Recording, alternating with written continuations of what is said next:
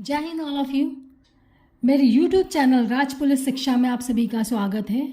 इस पीपीटी के ज़रिए मैं वर्किंग वुमेन्स के क्या राइट्स हैं उसके बारे में बताने जा रही हूँ तथा उनके अधिकार के बारे में, महिला का कार्यस्थल पर लैंगिक उत्पीड़न निवारण प्रतिषेध एवं प्रतितोषण अधिनियम 2013 में बना था ये, उसके बारे में ये पूरी पीपीटी है।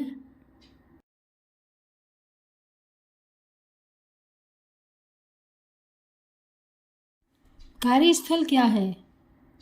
नंबर 1 है सरकारी दफ्तर, प्राइवेट संस्थाएं, घरेलू उद्योग धंधे, फैक्ट्री, अस्पताल, शिक्षण संस्थाएं, स्वैच्छिक संस्थाएं, अकाल राहत कार्य और भवन निर्माण जैसे अनेक संगठित क्षेत्र जहां महिला काम करती है उसे कार्यस्थल कहा जाता है।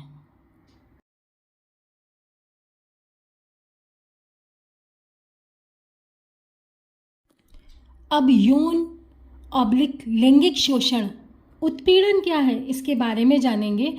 यौन उत्पीड़न कोई भी ऐसा व्यवहार है जो स्वभाव से यौनिक हो या अनचाहा हो। सर्वोच्च न्यायालय के अनुसार वह व्यवहार यौन उत्पीड़न माने जाएंगे जो कार्यस्थल में काम करने वाली महिला की मर्जी के बिना उनके साथ किए जाते हैं। कौन सा? पहला, छूना या छूने की कोशिश करना।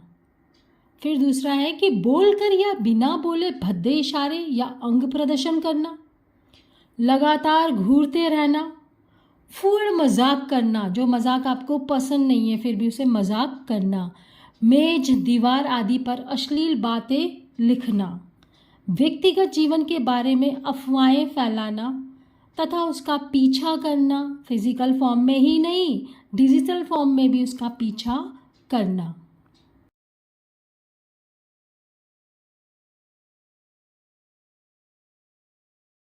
तरक्की का लालच या नौकरी से हटा देने का डर दिखाकर यौन संबंध बनाने को मजबूर करना, कार्यालय समय पर ऑफिस टाइम में के बाद या अपने घर बुलाकर काम करने के बहाने अभद्र व्यवहार व यौन संपर्क के लिए दबाव या अनुरोध करना, फ़ोन पर अश्लील बातें करना, धमकी देना, मजाक करना या मजदूरी करवाने के बदले अभद्र यौन प्रस्ताव रखना।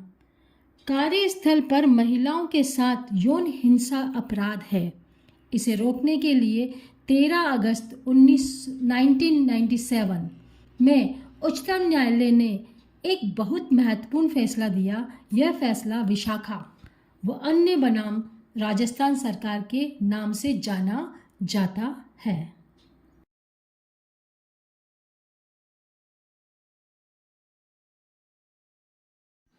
विशाखा व अन्य बनाम राजस्थान सरकार के दिशा निर्देश क्या कहते हैं, रूल्स क्या कहते हैं कि किसी भी संस्था प्रभारी को, चाहे वह संस्था प्राइवेट क्षेत्र में हो या सार्वजनिक क्षेत्र में, महिलाओं के प्रति यौन उत्पीड़न को रोकने के समुचित कदम उठाना चाहिए, जैसे शारीरिक संपर्क और अग्रसरता, यौन उत्पीड़न, यौन सुख के लिए मांग, यौन रूप से रंगीन टिप्पणी, कामोत्तेजक चित्र प्रदर्शन करना या कोई अन्य संकेत शाब्दिक या अशाब्दिक कामुक प्रकृति का आचरण के प्रतिषेध की सूचना आदि तरीके से प्रकाशित व प्रसारित करनी चाहिए। सरकारी या सार्वजनिक क्षेत्र के निकायों के आचरण और अनुशासन संबंधी नियमों में यौन उत्पीड़न रोकने संबंधी नियम शामिल किया जाना चाहिए और ऐसे नियमों में दोषी व्यक्तियों के लिए उचित दंड के प्रावधान किए जाने चाहिए।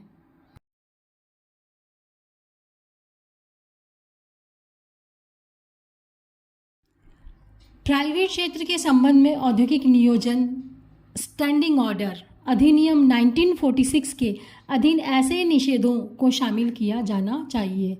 महिला को काम, आराम, स्वास्थ्य और स्वास्थ्य विज्ञान के संबंध में समुचित परिस्थितियों का प्रावधान होना चाहिए और ये सुनिश्चित किया जाना चाहिए कि महिलाओं को काम के स्थान में कोई विद्वेषपूर्ण वातावरण न हो, न उनके मन में ऐसा विश्वास करने का कारण हो कि वह नियोजन आदि के मामले में अलाभकारी स्थिति में है।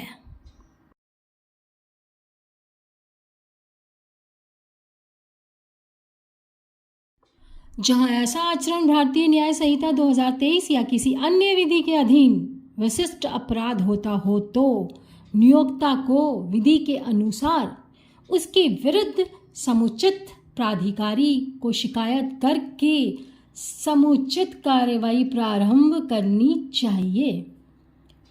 नंबर 4 कहता है कि यौन उत्पीड़न की शिकार महिला को अपना या उत्पीड़नकर्ता का स्थानांतरण कराने का विकल्प होना चाहिए, लेकिन उक्त दिशा निर्देशों में कुछ कमियां रह गई थी और इन कमियों को देखते हुए सन 2013 में सरकार ने एक नया एक्ट पारित किया जिसका नाम महिला का कार्यस्थल पर लैंगिक उत्पीड़न निवारण प्रतिषेध एवं प्रतितोषण अधिनियम 2013 है और यह अधिनियम पूरे भारत में 22 अप्रैल 2013 से लागू है।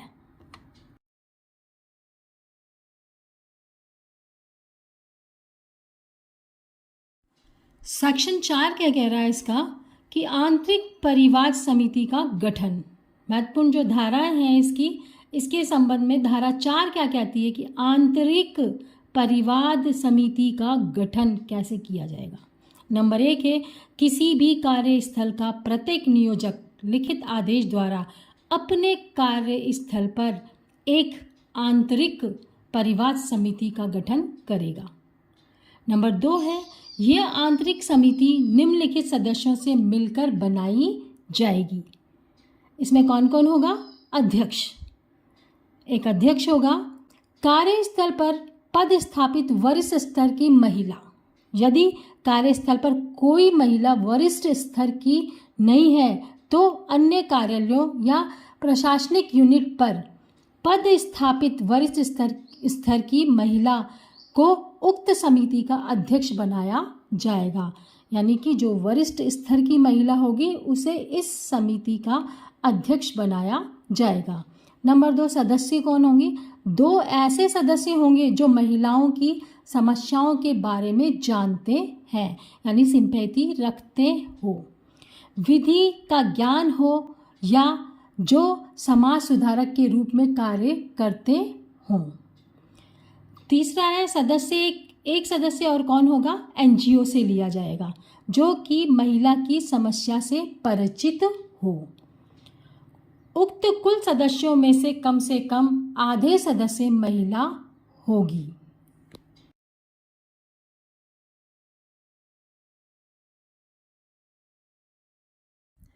उक्त समिति के अध्यक्ष व सदस्य अपने कार्य ग्रहण की तारीख से 3 वर्ष की अवधि के लिए अपना पद ग्रहण करेंगे। उक्त समिति के सदस्यों में नियुक्त एनजीओ के सदस्य को कार्यस्थल के नियोजक द्वारा नियमानुसार फीस या भत्ते दिए जाएंगे। उक्त सदस्य में से यदि कोई सदस्य धारा 16 का उल्लंघन करता है, परिवाद की वस्तुओं और जांच कार्यवाहियों के प्रकाशन का सार्वजनिक करने का प्रतिषेध करता है,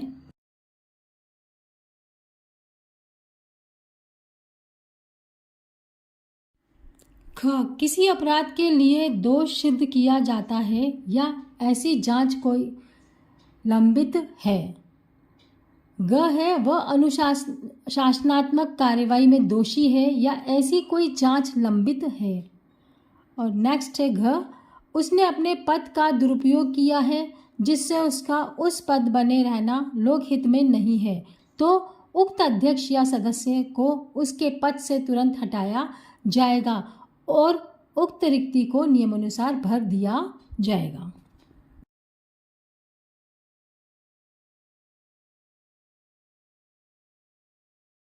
धारा 6 क्या कहती है कि स्थानीय परिवाद समिति का गठन और उसकी अधिकारिता।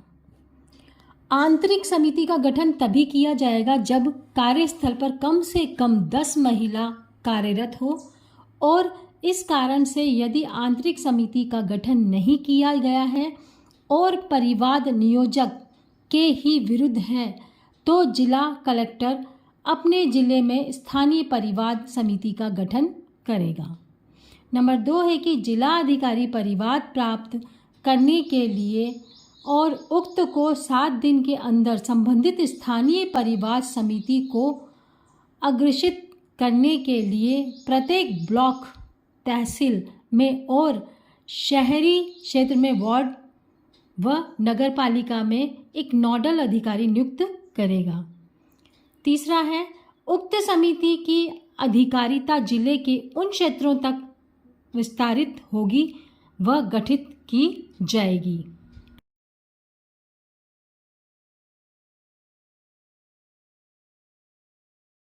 सेक्शन 9 धारा 9 लैंगिक उत्पीड़न का परिवाद।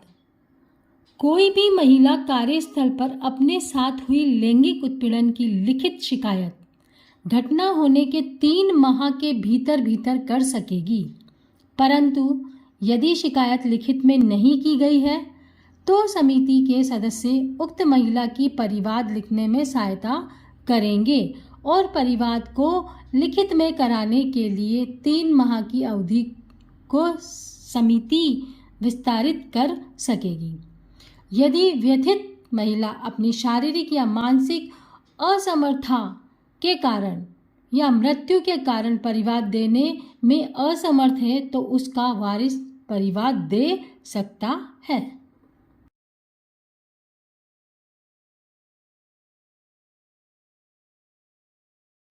समिति जांच आरंभ करने से पहले महिला के चाहने पर सुलह के द्वारा समस्या का समाधान कर सकेगी। यदि महिला चाहेगी कि मैं सुलह कर रही हूँ तो वो समस्या का समाधान कर सकेगी, परंतु सुलह के आधार पर कोई मौद्रिक समाधान नहीं किया जाएगा। यदि किसी परिवाद का सुलह के द्वारा समाधान हो जाता है तो उक्त समाधान को अभिलिखित किया जाएगा और इसको नियोजक या जिला कलेक्टर के पास नियमानुसार कार्यवाही करने के लिए भेजा जाएगा। उक्त समाधान की प्रति व्यथित महिला को दी जाएगी। और चौथा है कि उक्त समाधान हो जाने के बाद समिति की किसी भी प्रकार की जांच आगे संचालित नहीं करेगी।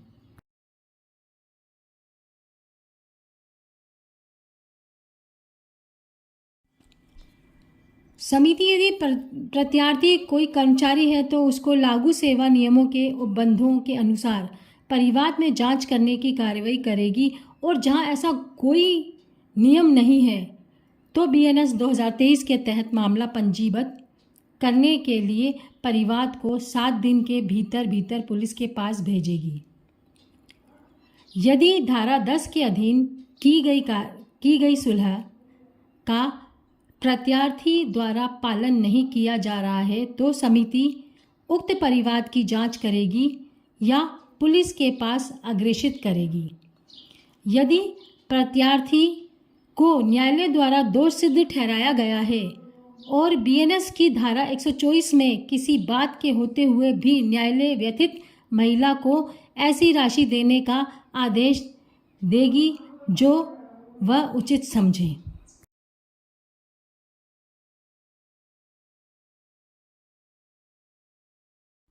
धारा 11 परिवाद के बारे में जांच पॉइंट 3 है। उक्त धारा के अधीन जांच कर रही समिति को वही शक्तियां प्राप्त होगी जो किसी भी बात का विचारण करते समय सिविल न्यायालय के पास होती है, जैसे क है किसी व्यक्ति को समन करना और हाजिर कराना तथा शपथ पर उसकी परीक्षा करना। ख है किन्हीं दस्तावेजों के प्रकटीकरण और पेश किए जाने की अपेक्षा करना। फिर ग है उक्त जांच 90 दिन के अवधि के भीतर पूरी की जाएगी।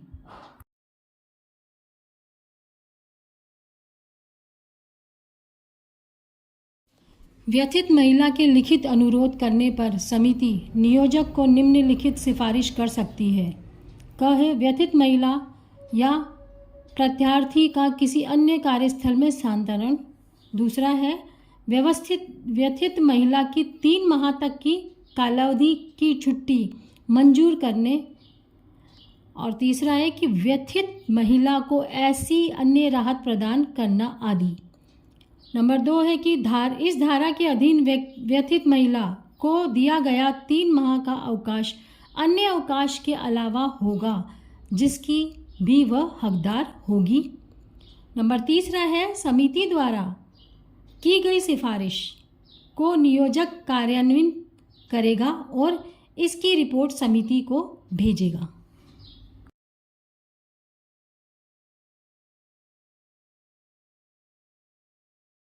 धारा 14 मिथ्या या द्वेषपूर्ण परिवाद और मिथ्या साक्ष्य के दंड। यदि समिति को लगता है कि प्रत्यार्थी के विरुद्ध अभिकथन द्वेषपूर्ण है या किसी महिला ने या किसी व्यक्ति ने जिसने परिवाद दिया है कोई मिथ्या साक्ष्य दिया है यानी झूठा साक्ष्य दिया है, तो नियोजक या जिला अधिकारी उस महिला या व्यक्ति के विरुद्ध लागू सेवा नियमों के अनुसार कार्यवाही करेगा।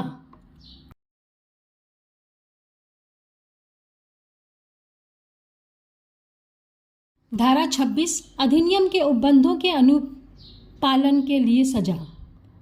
जहां कोई नियोजक आंतरिक समिति का गठन करने में असफल रहता है या धारा 13-14 में कार्रवाई करने में असफल रहता है, इस अधिनियम के नियमों का उल्लंघन करता है, तो वह ऐसे जुर्माने से जो 50,000 रुपये तक का हो सकेगा दंडनीय होगा। यदि कोई नियोजक उपरोक्त प्रकार का अपराध दोबारा करता है और पुनः सिद्ध दोष ठहराया जाता है तो पहली दोष सिद्धि पर दिए गए दंड से दुगुना दंड का देय होगा। यानी पहली कितना दिया था 50,000, अब 1 लाख हो जाएगा। जिस दंड का भागी होगा वो उच्चतर दंड दिया जाएगा।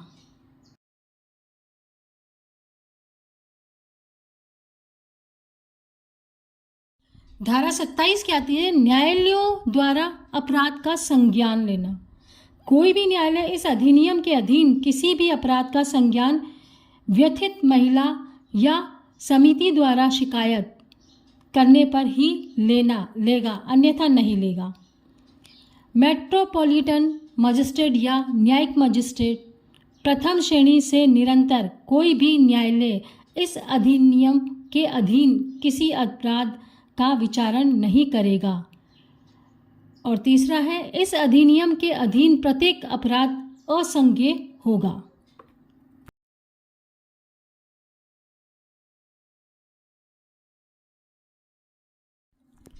निवारण के व्यवहारिक उपाय।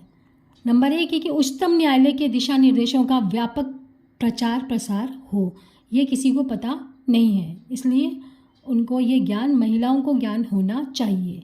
दूसरा है कार्यस्थल पर यौन शोषण अपराध है, इस बात को सेवा नियमों में जोड़ा जाना चाहिए और इसके खिलाफ कार्रवाई सुनिश्चित की जानी चाहिए। कार्यस्थलों पर एक शिकायत कमेटी का गठन किया जाए जिसकी अध्यक्ष महिला हो। समिति में एक स्वैच्छिक संस्था की महिला प्रतिनिधि या स्वतंत्र रूप से कार्यरत अनुभवी महिला सदस्य भी होनी चाहिए। शिकायत को गोपनीय रखते हुए सुनिश्चित समय में निपटारा किया जाना चाहिए।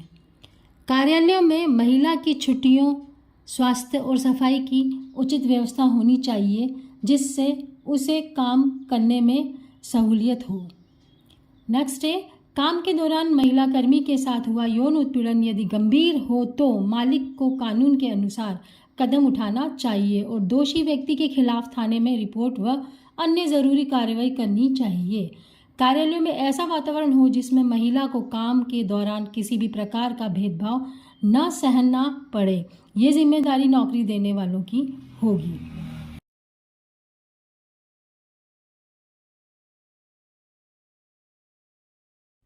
अगेन जय Hind all of you. Thank you for listening. आपने वीडियो देखी होगी, पीपीटी देखी होगी, तो प्लीज़ लाइक करें, शेयर करें और सब्सक्राइब करें। Thank you all of you.